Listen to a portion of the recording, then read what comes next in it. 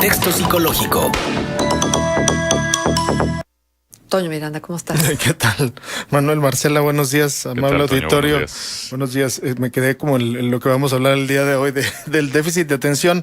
Se supone que el déficit de atención en los últimos años, y digo se supone porque hablábamos ahorita fuera del aire un poquito de la sobrediagnóstico de esto, ha sido uno de los padecimientos infantiles y adolescentes de los últimos años que más incidencia y prevalencia han tenido. ¿Qué quiere decir esto? Que hay una gran cantidad de niños, infantes que han sido diagnosticados con trastorno de déficit de atención con hiperactividad y sin hiperactividad. ¿Qué quiere decir esto? Se distraen, están inquietos, no pueden terminar una tarea, generalmente están desconcentrados, tienen muchos momentos incluso de agresión o de impulsividad. Estamos hablando de manera general de la sintomatología que tiene un trastorno de déficit de atención con hiperactividad y sin hiperactividad. Sin embargo, hay áreas o personas, individuos que no se han tomado en cuenta que también parecen, desde mi punto de vista, no tienen el déficit de atención, pero han generado una sintomatología parecida a raíz del uso excesivo de aparatos electrónicos, bueno, de celulares en específico, dice el estudio. Los adultos se muestran distraídos, sin capacidad de concentrarse, poco focalizados, intolerantes, agresivos, incluso con poca tolerancia a la frustración. Esto dicen algunos estudios que se da a raíz de utilizar el celular entre 6 y 8 horas diarias aproximadamente y tener un tiempo de espera de 12 minutos entre dejar el celular a un lado.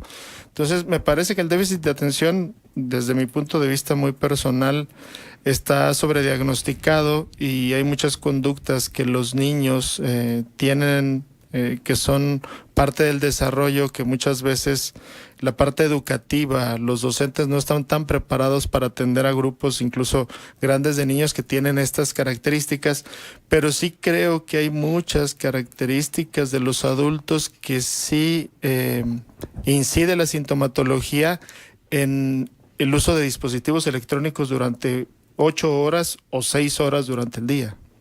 Sí, y esto del déficit de atención me hace recordar una charla, una conferencia del doctor Ken Robinson, especialista en educación, que le ha dicho mucho sobre Gillian Lynn, esta coreógrafa bailarina que por cierto falleció este mismo mes. Responsable, por ejemplo, de Cats, también trabajó con Andrew Lloyd Webber y demás. Él contaba cómo de niña los maestros le reportaban a la madre de Gillian Lynn que tenía problemas de aprendizaje, ¿no? Hasta que la llevó a terapia y el psicólogo le dijo, obsérvela, pone atención a la música, no la meta a clases de las materias que seguramente le causan conflicto, métela a clases de danza. Entonces ella dijo, fue maravilloso porque me topé con mucha gente como yo que necesitaba moverse para pensar, porque solo con el movimiento pensaba, ¿no? Y decía el doctor Ken Robinson en esa conferencia, otro especialista lo hubiera medicado y le hubiera dicho que se quedara encerrada y tranquila en su casa, pero no existían esos trastornos todavía como tales. Es decir, y él ironizaba, era una enfermedad no disponible. La gente no sabía que podía tener, por ejemplo, déficit de atención. Ahora, la importancia también de dar con una solución clara, benéfica para la persona y no lo que tú decías, sobrediagnosticar y en consecuencia sobremedicar, ¿no? Fíjate que lo que acabas de decir es bien interesante porque tiene, se presta a la posibilidad de decir que todo es enfermedad y todo está sano, entonces tener una línea entre determinar qué está bien y qué está mal. De hecho, aquí han salido, si nos vamos al otro extremo, que no me parece, obviamente un extremo es malo, el otro lado, el decir que son niños con características incluso espirituales diferentes. Ahí creo que también ha entrado mucho algo que no tiene que ver con la ciencia, pero está mucho en auge, que es cuando los padres no aceptan un diagnóstico médico bien elaborado, bien valorado, y terminan yendo a estos lugares donde se le dice que el niño es especial, pero por otras características. Entonces, a mí me parece que sí, es bien interesante lo que dices, porque hay que tener para un diagnóstico un especialista, pero también entender que la educación lo que privilegia es el control, no privilegia esta capacidad de tener y desarrollar diferentes habilidades, porque yo puedo ser muy bueno, digo, pongamos el ejemplo de diferentes escuelas, universidades aquí en la región, casi todo el mundo quiere jugar fútbol, pero no hay oportunidad en otros deportes. Igual para las habilidades, a lo mejor podemos decir que las habilidades matemáticas y el CI, el coeficiente intelectual, es la maravilla. En realidad, la tolerancia a la frustración, la autoestima, el control de impulsos, son habilidades que muchos chavos, incluso la empatía, hay muchos chavitos que son muy empáticos y se diagnostican como depresivos porque son hipersensibles. Entonces tú tienes a un chavito tremendamente creativo, cálido y empático, que puede pasar en un mal diagnóstico como deprimido y estar tomando medicamento. Ajá. Oye, bueno, acá hay participación del auditorio y este es un tema que evidentemente interesa. ¿Desde cuándo existe el déficit de atención como tal?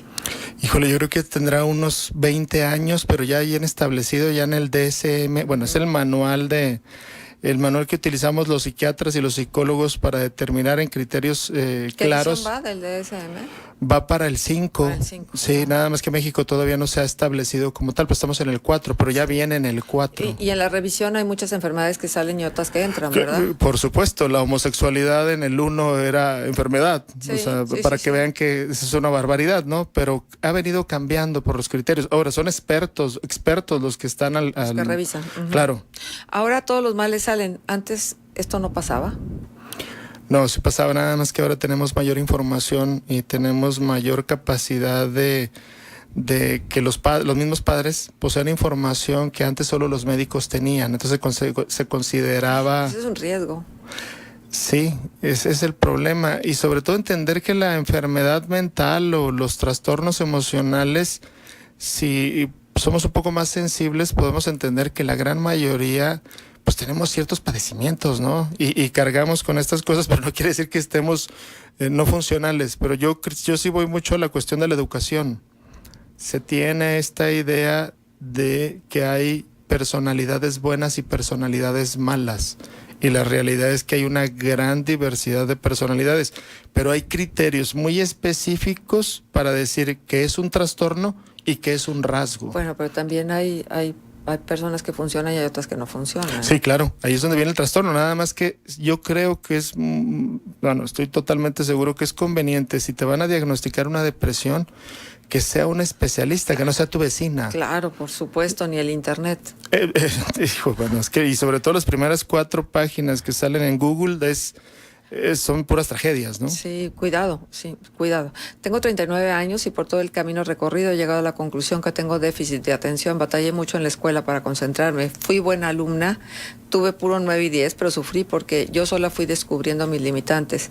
Al leer no me concentraba, se me dificultaba. Lo que hacía para sacar buenas calificaciones en los exámenes de lectura era aprenderme las lecciones del libro de español.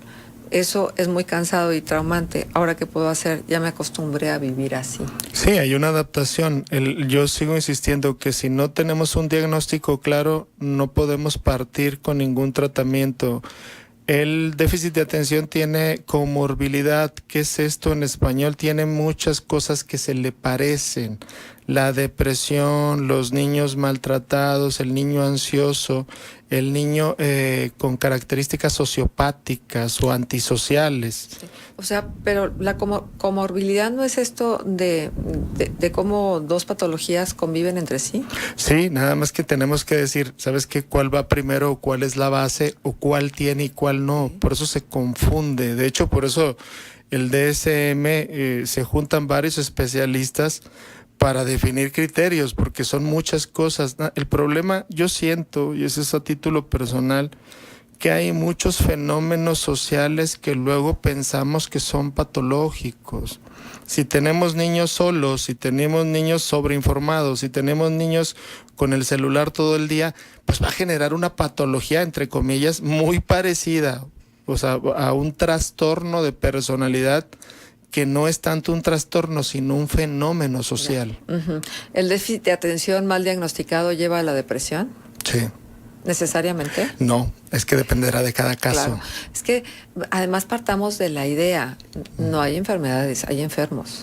Claro, claro, y aparte no, es que también entiendo, hacer un manual sirve para fijar los criterios, no para que salga un psiquiatra o un psicólogo inventando cosas extrañas, ¿no? ¿La gente adulta puede tener déficit de atención? Sí. Sí, es que es el donde la gente también se confunde. La gente que no dura en un empleo, que no se concentra, que es impulsiva, que batalla para entender. Hay gente que le explica las matemáticas adulta y dice, no le entiendo, es que las matemáticas no se me dieron. No, puede ser que sea un déficit de atención, nada más que sí tiene que haber un diagnóstico por un especialista. Aquella canción, poema que hizo Facundo Cabral de no estás deprimido, estás distraído. Hijo, también yo sí creo que hay mucha gente distraída que no está deprimida. Muy bien. Esto otro, bueno, nos dicen, ¿qué tan difícil es conseguir el medicamento controlado? Muy difícil y nada recomendable que lo consigan. Tiene que ser recetado por un especialista. Así como no podemos tomar ¿cómo se le llama? Cualquier medicamento que luego puede generar otro tipo de problemas. El medicamento controlado, no porque mi abuelita le haya hecho bien las gotitas en la noche, me van a hacer bien a mí. No tenemos la misma genética, somos parientes, pero estamos en otros momentos y en otro diagnóstico. Uh-huh. ¿El déficit de atención va combinado con irritabilidad? Es un síntoma del déficit de atención con hiperactividad. O sea, es el TDAH. El otro es TDA, nada más. Sí. Trastorno de déficit de atención y trastorno de déficit de atención con hiperactividad. Y luego hay combinado. Uh-huh. Y bueno, muchas cosas más. Depresión, claro. Ansiedad. Por supuesto. Unas cosas son, primero, se lo podemos poner en términos coloquiales, uno es la patología de base y otro es la que salga. Ese comentario que decía, me di cuenta que yo tengo déficit de atención hasta después porque fui buena alumna, pero batallaba para concentrarme. Hay quien malamente confunde o minimiza la depresión como si fuera un episodio de tristeza o de melancolía. Hay gente que por autodefinirse distraída dice tengo déficit de atención. ¿Cómo se puede ir dando cuenta a la gente que tiene déficit de atención y no simplemente que de pronto se distrae? Mira, yo lo pongo mucho con la cuestión de los dientes. Uh-huh. Imagínate uno que tenemos problemas y dolor de dientes. No, es que ¿sabes qué? Lo que necesito en este momento es una endodoncia. Porque la muela que tengo atrás tengo problemas y necesito meter 2, 3 agujitas. Tienes que ir con el dentista. Claro. Es igual con las emociones. Oye, siento que estoy medio apachurrado. Ahí es donde digo que viene como un fenómeno social. Platica con un amigo, tómate una cheve, distráete, cambia de trabajo, miéntale la madre a tu jefe. No, es realmente necesitamos ir con un psicólogo para que nos evalúe. Y podemos decir, es un estado depresivo, es una depresión mayor, o estás en un periodo transitorio de cambio donde se siente como una depresión. Entonces eso va a ayudarnos un chorro. Pero ir con el psicólogo debería de ser como ir con el dentista. Uh-huh. De vez en cuando para saber cómo andamos, ¿no? Y si traemos algo ahí de crónico, pues lo podemos trabajar. Ajá. Un niño de 4 años ve y habla con personas que ya fallecieron. ¿Requiere un psiquiatra o un psicólogo?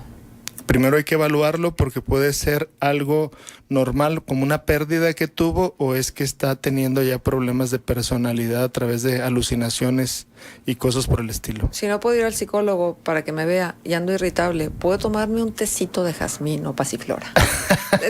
Ay, te voy a decir una cosa, sí, claro que sí. Sí, claro, pero digo, el dentista, tengo mala muela, ¿me puedo comer un chicle? Pues sí. O sea, pero no es la solución. No te quita y el tecito sí te tranquiliza. Hay un medicamento que lo venden, digo, no lo estoy haciendo exacto, no le estoy haciendo promo. Sí. No lo dijiste. Y con mucho conocimiento de causa, con el Simplex es pasiflora y todo este tipo de cosas, y lo venden y lo puede uno tomar. Nada más que, oye, ya me tomo 15, me puedo tomar 20, no, ya hay que asistir con alguien. Hay unas capsulitas de pasiflora que son como unas perlitas que son magníficas también. Lo que pasa es que vivimos Vivimos con muchos obstáculos para nuestra tranquilidad. Hay que buscarla. Claro, no, y aparte bueno, sería tema de un nutriólogo, pero también nos alimentamos de una forma que pues, estamos todos alterados. Digo, 5 cafés diarios no es muy normal que digamos, ¿no? Oh, cielos. Ay, perdón, bueno, yo me tomo. Tenemos algo de problema ¿A con qué edad esto. se diagnostica el déficit de atención? Híjole, la gente dice que a los 6, yo diría que a partir de los 8 años. ¿Cómo saber si tengo depresión, tengo sueño, mis estados de ánimo son cambiantes y no quiero estar en mi casa, tengo mucho tiradero en casas, ahí solo quiero estar dormida? Cuidado.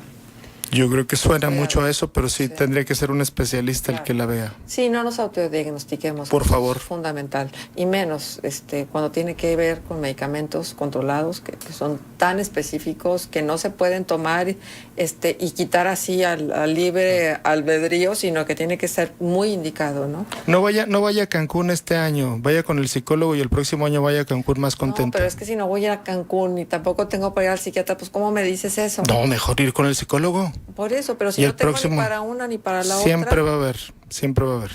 Para la salud siempre debe de haber. Entre el deber ser y el ser hay mucha diferencia. Diría Eric Fromm. 9:28. Toño, muchas gracias por estar con nosotros. ¿Nos dejas punto de contacto? Al contrario, en Twitter estamos como @neuromiranda. Muchas gracias. Vamos a la Gracias. pausa, regresamos.